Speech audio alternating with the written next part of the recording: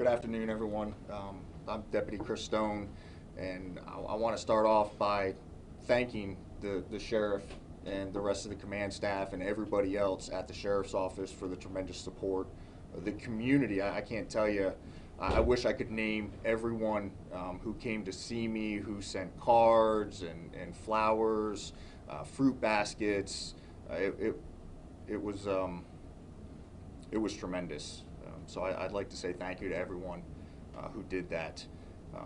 Like the sheriff was saying, I'm very fortunate to have my family with me and my second family, which is everybody else here at the sheriff's office. There was just such a tremendous support, which in the situation that I was in was very helpful, and it was much needed.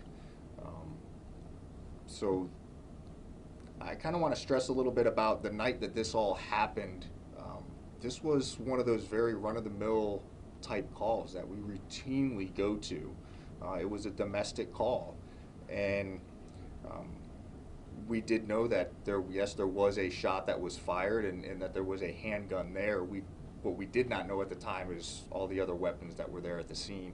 And we spent some time trying to resolve this peacefully, and there came a point that it was decided that we're going to go in and make an arrest. Again, one of those things that we do routinely every day. It was just one of those things. He, I guess, decided he didn't want to go to jail and ambushed us inside the house. So, I guess I'll turn it back over to the sheriff and. It's over to you guys. I was going to say it goes to them, so I can imagine there's questions out there. So, Deputy Stone, when did it not become routine? It did not become routine as soon as we entered or attempted to enter the suspect's bedroom and he began shooting.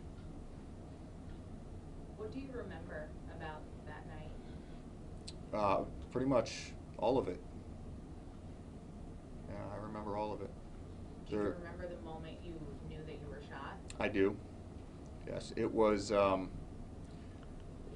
the odd thing, and I've been in some of these situations before. They haven't turned out, as severe as this, and shots weren't fired at us. However, there was an oddity. The position that I was in the stack, we had a shield to protect us. The front guy had a shield as he was a SWAT team member.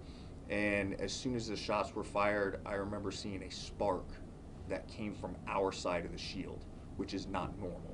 And then I felt a punch in the leg. And my thought process was it's a leg wound.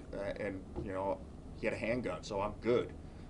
So we ended up engaging in a little gun battle inside the house. And it was shortly after that I realized that it was more severe. I started to get very lightheaded, and it felt like somebody had taken a garden hose and just turned it on full and stuck it down my pant leg. So at that point I realized it was a lot more severe than just a flesh wound. How many people were with you at this point in time, or was it just you? At the point in time when the shooting occurred, there were 4 of us in the house as the arrest team. Myself and Deputy Stritt ended up in a bedroom. The other 2 deputies that were in there were able to self-extricate from the house. Have you seen the video? Yes, I have. Any kind of thoughts or memories that come back? I noticed you were talking about your family Yes. in the video. I can't imagine what that must have been like, thinking about them in that moment. Yeah, so what you don't see because of the rules and laws of the video that can't be released, I actually passed out inside the house. And when I woke up, I had that thought of my family. Was today going to be the last time my wife, my kids, and my parents saw me when I went to work? And I realized that wasn't going to be acceptable, and I had to get out of the house. You certainly have a law enforcement family behind you that saved your life out there as well. Yes, and thankfully for Bill, that he was there. He was outside. He heard it all. He heard them saying that there was an officer down, and told him, bring him to me. And he stepped up and he did everything he could, found the wound, found where it was, got my pants cut to expose it. They put a tourniquet on my leg, which is ultimately what saved my life. You gotta you got to stop that bleeding. Otherwise, you know, an arterial wound can bleed out anywhere in 3 to 5 minutes. With mine, the round went in and fragmented and severed both my femoral and venous artery. So there was a lot of blood. So fortunately, we all carry tourniquets. Some carry multiple tourniquets, and that was able to be applied, and it ultimately saved my life. How was the recovery process? The recovery process in the beginning was hard. It was painful. It's a leg wound, and it did a lot of damage to my muscle.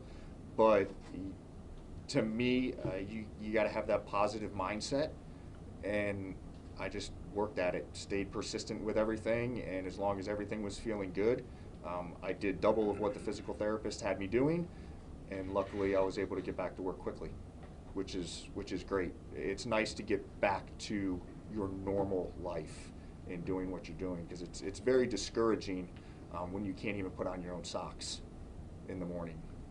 So I needed to get back to a normal life.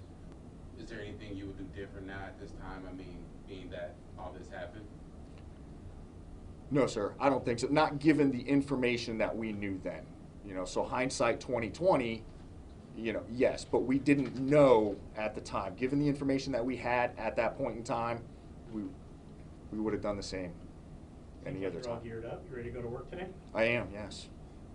What's your mindset? I mean, you said this is a routine call. There are going to be more calls like this, I'm sure. What is your mindset going forward from here? It is coming out here and doing my job, doing what I love to do. I have been back to work for about a week and a half now, and we had a call the other day of a felony warrant suspect inside a house, and he wasn't coming out. We had to go in and get him, almost along the same lines. You know, we just didn't have that same dialogue that we did with this gentleman. Did the injury leave any permanent damage? Yes, yes. I have a slight deformity to my leg. I have some nerve damage in my lower leg. Because the tourniquet was on for so long, I ended up with blood clots in my lower leg. So they had to do surgery, obviously, to fix the artery. The veins were tied off. They utilized a vein from my left leg to repair the artery in my right leg. So I have a few scars from it. We hear about this so often, but we don't normally get to speak to the deputy, you know, that experienced it. How are you and your family doing 2.5 months later? Everybody's great. Life is back to normal. Thankfully, you know, like the other gentleman said, I come from a law enforcement family. Ironically, back in the 80s, my dad, who also worked for the sheriff's office, was shot. So, yeah, so we've been through it before. So, This is your first time being shot? yes, sir. Not first time being shot at? I haven't directly, there's been shots fired. I haven't directly been shot at before, so. And what was it, you were hit with from a handgun, or what was the weapon used with that from the shot? It was an assault rifle.